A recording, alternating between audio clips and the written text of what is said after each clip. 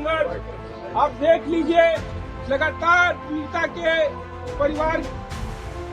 Unnao rape case भारतीय न्याय व्यवस्था के इतिहास का वह अध्याय है जिसने ये साबित किया कि जब सत्ता आरोपी बनती है तब न्याय की परीक्षा और भी कठिन हो जाती है, लेकिन अंततः संविधान की आवाज सबसे ऊंची होती है। ये मामला सिर्फ एक अपराध की कहानी नहीं है, बल्कि एक नाबालिग पीड़िता, एक प्रभावशाली विधायक और एक पूरे सिस्टम के बीच संघर्ष की दास्तान है। ताजा घटनाक्रम में सुप्रीम कोर्ट ने उन्नाव रेप पीड़िता को बड़ी राहत देते हुए दोषी ठहराए जा चुके पूर्व बीजेपी विधायक कुलदीप सिंह सेंगर को रिहा करने से साफ इनकार कर दिया है। सुप्रीम कोर्ट ने दिल्ली हाई कोर्ट के उस आदेश पर रोक लगा दी है जिसमें 2017 के उन्नाव रेप केस में सेंगर की उम्र कैद की सजा को सस्पेंड कर दिया गया था। यह रोक सीबीआई की याचिका पर लगाई गई है और कोर्ट ने सेंगर को नोटिस जारी करते हुए 4 हफ्ते में जवाब मांगा है। मुख्य न्यायाधीश ने मौखिक टिप्पणी में कहा कि आमतौर पर कोर्ट किसी व्यक्ति की आजादी नहीं छीनता, लेकिन यह मामला अलग है क्योंकि सेंगर पहले से ही दूसरे मामलों में जेल में बंद हैं। इसीलिए यह व्यक्तिगत स्वतंत्रता का मामला नहीं है।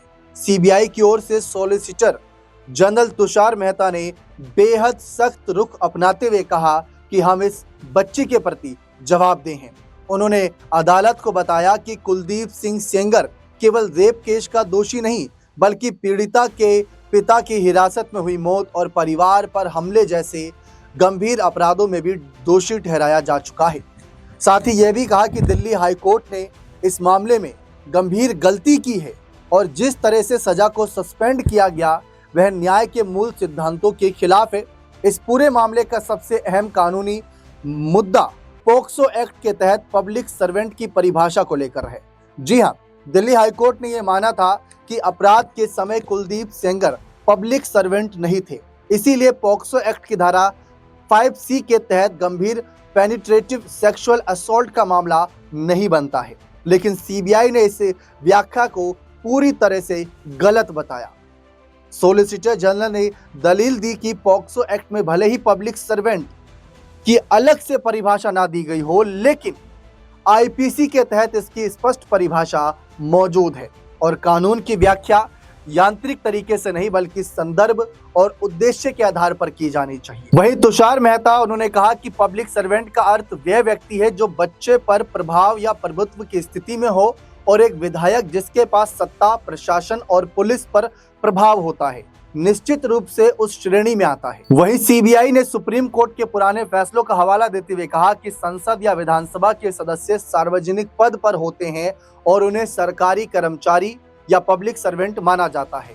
इस तरह हाई कोर्ट का यह निष्कर्ष कि तत्कालीन विधायक पोक्सो एक्ट के तहत पब्लिक सर्वेंट नहीं थे, सुप्रीम कोर्ट की स्थापित न्यायिक व्याख्या के विपरीत है। बचाव पक्ष की ओर से सेंगर के वकीलों ने इस मीडिया ट्रायल बताते हुए सुप्रीम कोर्ट में विरोध दर्ज कराया, लेकिन मुख्य न्यायाधीश ने स्पष्ट कर दिया कि ये मीडिया का ट्रायल नहीं बल्कि कानून की गंभीरता और न्याय की विश्वसनीयता का मामला है। अगर हम इस केस की पृष्ठभूमि में जाएं, उससे पहले देखिए कोर्ट के इस फैसले पर कि पीड़िता परिवार का क्या बयान सामने आया है। मैम बताइए कि सुप्रीम कोर्ट का जो ऑर्डर आया उससे बहुत फैसला आया है, वो स्टे हुआ है, बहुत खुश हुआ है। सुप्रीम कोर्ट का बहुत धन्यवाद करी थे सर। बच्ची के लिए क्या मांग कर रहे हैं? बच्चे के लिए यह मांग कर रहे हैं उनको फांसी दी, उनको सीधा फांसी होए। मेरे बच्चे भटक रहे, इनको सरकार देखे। सरकार क्या आप लोगों को प्रताड़ना की जा रही है? क्या आप लोगों को बहुत परेशान किया जाता है? सुरक्षा भी छीन ली गई है। कल हमारी बहन के पास सुरक्षा है, हमारी सुरक्षा भी छीन ली बीजेपी का हमारा 10 साल का भाई हो अकेले स्कूल जाता है, रास्ते में ये कुछ भी कर सकते हैं। जब ये 15 लाख रुपए कोर्ट को दे सकते हैं तो ये 5 लाख रुपए दे के मेरे भाई को मरवा नहीं सकते हैं। बहुत पैसे वाला है, इसकी जितनी प्रॉपर्टी है ना सब पे इंक्वायरी बैठाई है। स्कूल बना है, सब गरीबों को भगा के, आप गरीबों को भगा के सब मार डंडे से सारा स्कूल बनवा रखा है। इनकी पूरी कबरी की जाए, सारी की जाए, इनकी कबरी की जाए सारी, और इनको फांसी होना चाहिए। जितने हमारे पति के हत्यारे हैं सबको फांसी होना चाहिए। हमारी बहन की झूठी आवाज एआई द्वारा बना के फेसबुक पे डाली जा रही है। हम क्यों बोलेंगे जो गलत है वो गलत है ना सर। झूठी रिकॉर्डिंग झूठी एआई द्वारा बनाई जा रही। आज की टेक्नोलॉजी इतनी आगे चली गई है, कुछ भी हो सकता है। एआई के द्वारा हमारी आवाज कॉपी करके उनके हमारे अगेंस्ट बुलवा के ये बोला जा रहा है कि रेप नहीं किया। अगर रेप ना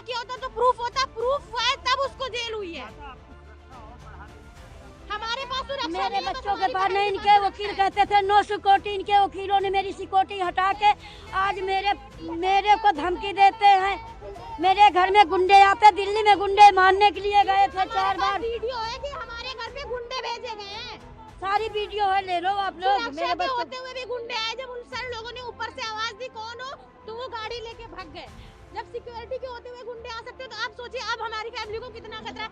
हम अपने घर से बाहर निकलते हैं तो बहुत सोच पर हमारे बच्चों को सिक्योरिटी दे। दिल्ली सरकार, यूपी सरकार मेरे बच्चों को देखभाल के लिए सिक्योरिटी चाहिए। मेरे देवर का लड़का, मेरा देवर अंदर है, देवर मेरा बच्चा पढ़ने जाते, 2 मेरे देवर का बेटा है, मेरा बेटा है, मेरे बच्चे हैं।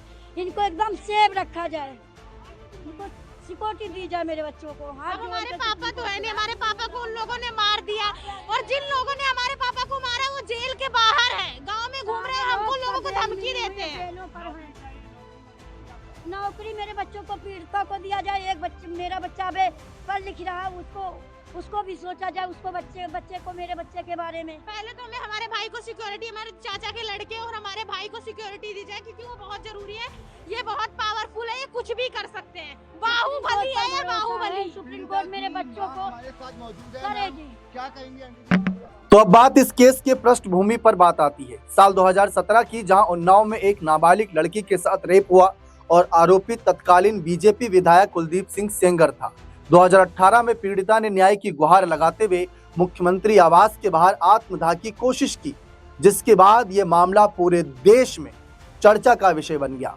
पीड़िता के पिता को झूठे केस में जेल भेजा गया और हिरासत में उनकी जान गई, जिसने सिस्टम पर गंभीर सवाल खड़े कर दिए। 2019 में सुप्रीम कोर्ट ने मामले की गंभीरता को देखते हुए केस को लखनऊ से दिल्ली ट्रांसफर किया, सीबीआई जांच के आदेश दिए और पीड़िता व उसके परिवार के सुरक्षा प्रदान की अपील भी की। उसी साल ट्रायल कोर्ट ने कुलदीप सिंह सेंगर को रेप केस में उम्र कैद की सजा सुनाई और पिता की मौत के मामले में भी उसे दोषी ठहराया गया। इसके बाद 2020 से 2023 तक सेंगर विभिन्न मामलों में जेल में बंद रहा और उसकी दोष सिद्धि बरकरार रही। हाल ही में दिल्ली हाई कोर्ट ने सजा को सस्पेंड कर दिया, जिसके बाद सीबीआई ने सुप्रीम कोर्ट का दरवाजा भी खटखटाया और अब सुप्रीम कोर्ट ने हाई कोर्ट के आदेश पर रोक लगाकर ये साफ कर दिया कि इस मामले में किसी भी तरीके की ढील न्याय के साथ अन्याय होगी। उन्नाव रेप केस यह याद दिलाता है कि यह सिर्फ एक लड़की की लड़ाई नहीं थी, बल्कि ये उस संविधान की लड़ाई थी जो हर नागरिक को बराबरी और न्याय का अधिकार देता है।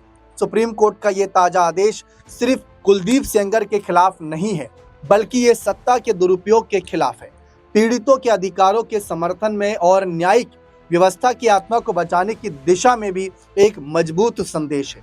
इस फैसले ने एक बार फिर ये साबित कर दिया है कि कुर्सी कितनी भी ऊंची की ना हो, कानून उससे ऊपर होता है। इंसाफ भले देर से मिले, लेकिन जब संविधान जागता है तो वह सबसे ताकतवर के सामने भी खड़ा हो जाता है। और उन्नाव केस आने वाली पीढ़ियों को याद दिलाता रहेगा कि कैसे न्याय की लड़ाई कठिन जरूर होती है, लेकिन असंभव नहीं। बने रहें चैनल के साथ। बहुत बहुत शुक्रिया।